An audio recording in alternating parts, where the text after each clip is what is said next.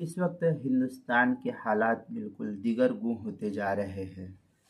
इसलिए मैं हिंदू और मुस्लिम दोनों ही से, जो सेकुलर जहन के लोग हैं, उनसे मैं एक दरख्वास्त करना चाहता हूँ कि इस वक्त फ़िरका परस्त ताकत जो हिंदू मुस्लिम की लड़ाई लड़ रही है, और जहाँ देखा जाए अभी रामनवमी के मौके पर बेशुमार मसाजिदों की बेहुरमती की गई और इसी तरीके से मुसलमानों के साथ जुल्म व ज़्यादती की जा रही है।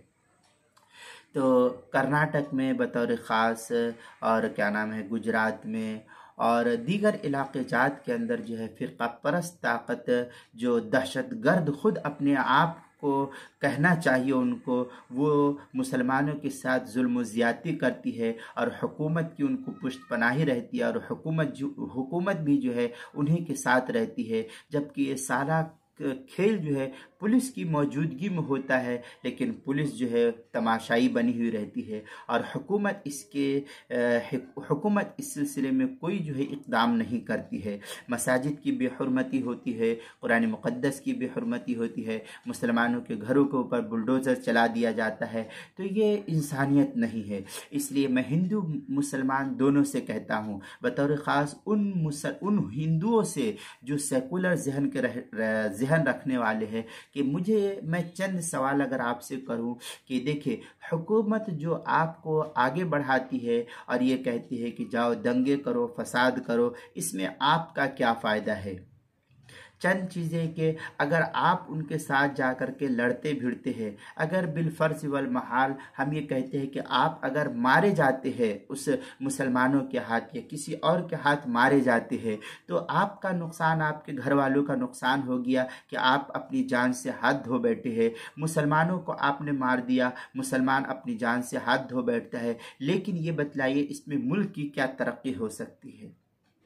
इस वक्त जो फ़िरका परस्त ताकतें फ़िरका परस्त अनासर को जन्म दे रही है, मैं उनसे ये कहना चाहता हूँ कि देखो, इस वक्त मुल्क के हालात दुरुस्त नहीं हैं। इसलिए खुदारा जो हिंदू भाई है, ये इस हिंदू मुसलमान ये मत करो, बल्कि ये मुल्क शुरू ही से हिंदू मुसलमान का रहा है और दोनों के दोनों आपस में भाईचारगी उखुवत के साथ रहता हुआ चला आया है। हिंदू मुसलमान की दुकान से सामान खरीदता, मुसलमान हिंदू की दुकान से खरीदता, मुसलमान हिंदू के त्यौहार में जाता, हिंदू मुसलमानों के त्यौहार में जाता, उनके जो है शादी ब्याह में, हिंदू के शादी ब्याह में मुसलमान जाता, मुसलमानों की शादी ब्याह में हिंदू आता था। ये आपस में एक दूसरे के साथ भाईचारगी उखुवत के साथ रहते थे। लेकिन आज इस तरीके से दुश्मनी मुसलमानों के खिलाफ जहर उगल रही है। ये हुकूमत, ये फ़िरका परस्त ताकतें, हुकूमत ये कहती है, हुकूमत की पुष्ट पनाही अगर इनको हासिल नहीं होती,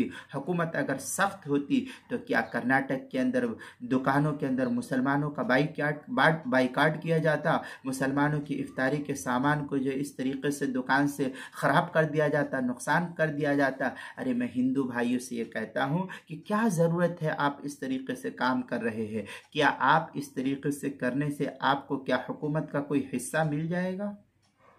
आप अपनी जान के ख़त्म हो जाएगी। आज देख रहे हैं यूपी के अंदर क्या हो रहा है कि यूपी के अंदर हिंदू को भी मारा जा रहा है, मुसलमानों को भी मारा जा रहा है, दलित तबके को भी मारा जा रहा है। लेकिन मरने वाला मर जाता है, मरने वाले के घर के जो लोग हैं वो सिसक सिसक कर, बिलक बिलक करके परेशान हो जाते हैं। लेकिन इसमें आपका क्या फ़ायदा है? हुकूमत लाख कोशिश कर ले कि इस मुल्क को हिंदू राष्ट्र बना दे। ठीक है, आप हिंदू राष्ट्र बना दीजिए या मुसलमान राष्ट्र बना दीजिए, हमको उससे कोई सरोकार नहीं है। लेकिन आपने जो कसम खा रखी है कि इस हिंदुस्तान से मुसलमानों को मिटा करके रहेंगे, तो मैं खुदा की कसम खा करके कहता हूँ कि हुकूमत आती और जाती है, हुकूमत मिट सकती है, लेकिन ये मुसलमान नहीं मिटेगा। हुकूमत अगर इस एजेंडे पर है कि मुसलमानों को ख़त्म करके इस मुल्क के अंदर दम लेंगे, तो ये हिटलर से बढ़ करके अभी आप नहीं हुए हैं। इसलिए मैं हुकूमत को चेतावनी देता हूँ कि हुकूमत इन चीज़ों से बाज रहे। क्या ज़रूरत है आपको हिंदू मुस्लिम करने की? क्या हिंदू आपको वोट नहीं देता है? मुसलमान आपको वोट नहीं देता है? मुसलमानों के जब आप हलफ लेते तो उस वक्त हिंदू मुस्लिम करते रहते। हलफ लेने के वक्त हुकूमत को शर्म करनी चाहिए। गैरत दिलाता हूं मैं तुमको कि तुमने हिंदू मुस्लिम का हलफ लिया है। अगर तुमने हिंदू मुस्लिम का हलफ लिया है तो तुमको डूब करके मर जाना चाहिए हुकूमत। कि तुम जो है इस मुल्क में तुम्हारा शहरी चाहे मुसलमान हो चाहे हिंदू, ये कोई क्या नाम है, महफूज नहीं है। हाथरस की लड़की को तुमने जिंदा जला दिया है, तुम्हें शर्म नहीं आती है? हुकूमत करते हुए तुम्हें शर्म नहीं आती है? तुम्हें डूब करके मर जाना चाहिए। हुकूमत के लोग कहते हैं कि इनको मारो, हुकूमत कहती है, यूपी की हुकूमत कहती है कि 10 मार्च के बाद जो है हम तुम्हारी गर्मी निकाल देंगे, और यहीं पर अगर कोई मुसलमान इस तरीके से कहेगा तो तुम उनको जेल की सलाखों के अंदर डाल देते हो। ये हुकूमत को मैं ये कहना चाहता हूँ कि हुकूमत तुम्हारी आज है कल नहीं रहेगी। कुरान मुक़द्दस हमारा कहता है, हमारे अल्लाह का कलाम कहता है, वतिलकल अय्यामु नुदाविलुहा बैनन नास, कि हम हालात को अदलते बदलते रहते हैं। आज आपकी हुकूमत है, कल किसी और की हुकूमत रहेगी। लेकिन आप याद रखिए, अल्लाह ताला के बंदों पर आपने जो जुल्म ज़्यादती गुजरात में कराई है, इसी तरीके से आपने मुसलमानों के साथ जो जुल्म ज़्यादती त्रिपुरा में कराया, दिल्ली फसाद में कराया, आसाम में कराया, मैं हुकूमत से कहना चाहता हूँ कि आपकी कुर्सी एक न एक दिन चली जाएगी, लेकिन अल्लाह की बारगाह में हाजिर होना है। हमारा कुरान कहता है, हमारा ईमान है, हमारा अकीदा है कि हमको एक न एक दिन अल्लाह के सामने हाजिर होना है। इसलिए हुकूमत को मैं ये कहता हूँ कि ये जुल्म ज़्यादती मत करो। जुल्म ज़्यादती से न कोई मुल्क तरक्की किया था, न किया है, न करेगा।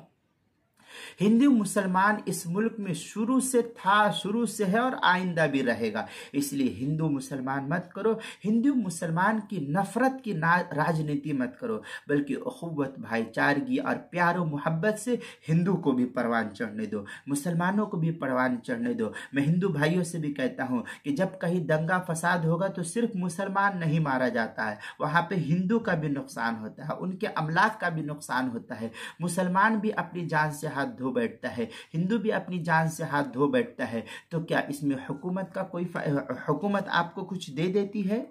इसलिए मुसलमान भाइयों या हिंदू भाइयों, मैं दोनों से कहता हूं कि आप इस नफरत की राजनीति में शरीक मत हो। आप मस्जिद की बेहुरमती कर देते हैं, क्या ज़रूरत है आप मस्जिद की हुरमती करते हैं? कि मस्जिद की बेहुरमती करने से आप यही ना चाहते हैं कि मुसलमानों के जज्बात को उभारा जाए और फिर मुसलमान जो है लड़ाई झगड़ा करना शुरू है? तो याद रखो, अल्लाह ताला ने मुसलमानों को सब्र का पैमाना दिया है। आपने बाबरी मस्जिद छीन ली, कोई वाबेला मुसलमानों ने नहीं किया। 3 तलाक का मसला कर दिया, कोई मुसलमानों ने वाबेला नहीं किया, कि जानता है मुसलमान की ये चंद दिन की जिंदगी है, फिर हमको जो है इस दुनिया से रुखसत होकर के जाना है। अल्लाह ताला हमारा हिसाब व किताब लेगा, वहां सारा फैसला होगा। इसलिए हुकूमत ये ना समझे कि हमको मरना नहीं है। फिरौन 400 साल ने हुकूमत की है, फिरौन आखिर दुनिया से रुखसत हुआ, अल्लाह ताला ने उसको कहा फल्यौमा नुनज्जीका बिबदनिका लितकूना लिमन खल्फक आया, कि इबरत का निशान तुम्हारे बाद वाले आने वाले लोगों के लिए तुमको करूंगा।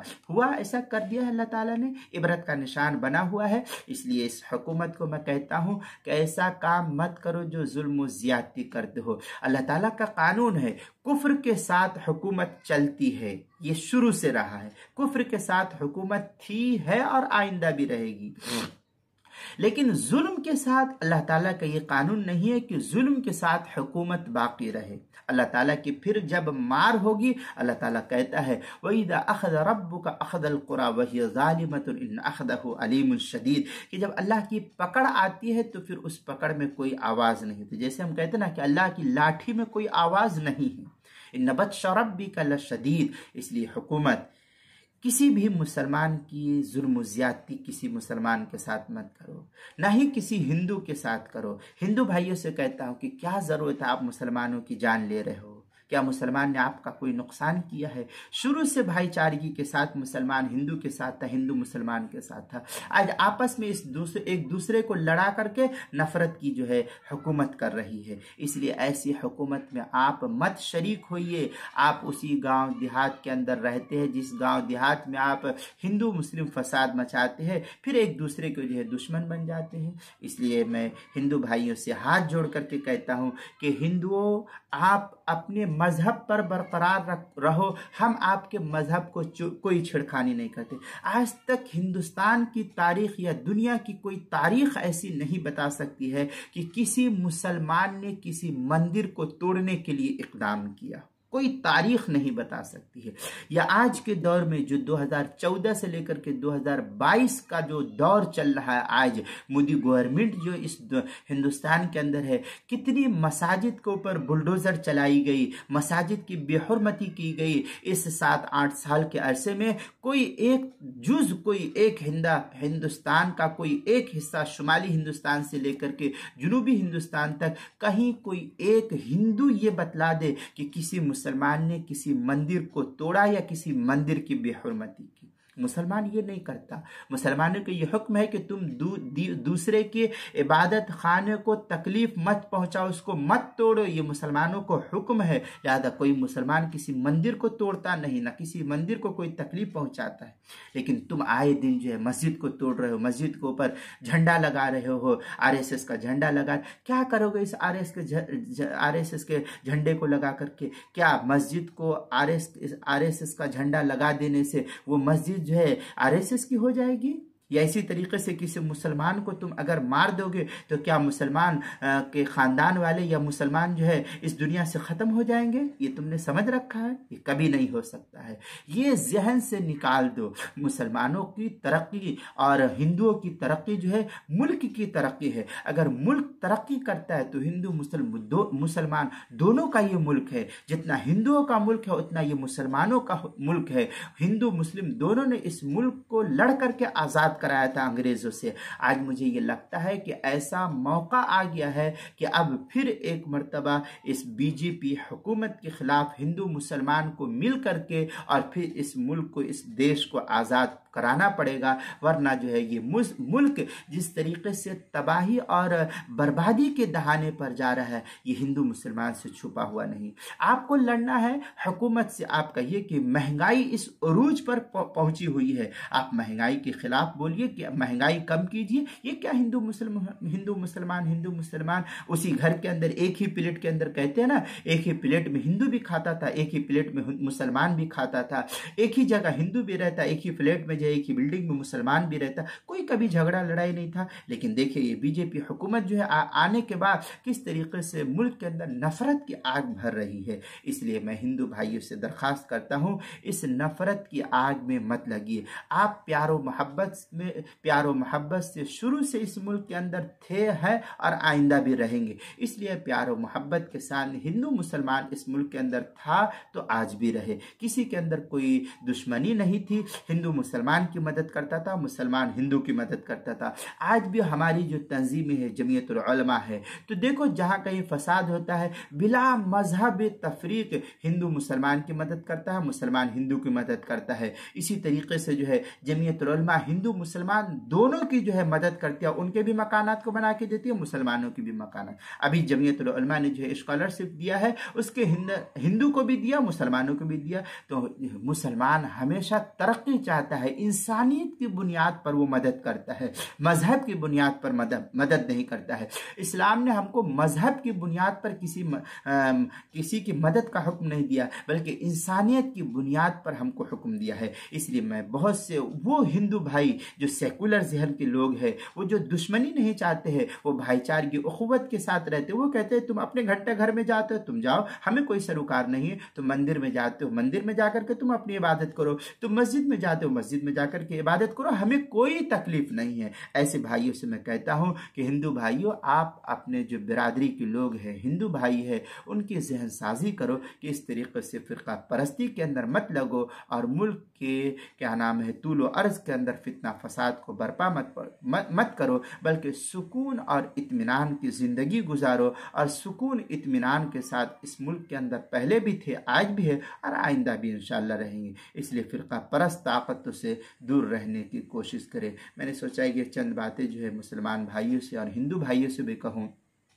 ताकि हिंदू भाई जो है अपने बिरादरी के लोगों को समझा करके इस तरीके से जो दुश्मन अनासिर आपके पीछे लग करके आपको बरगलाता है और मस्जिद मदरसे की बेहुरमती करता है, इससे बाज रहने की कोशिश करें।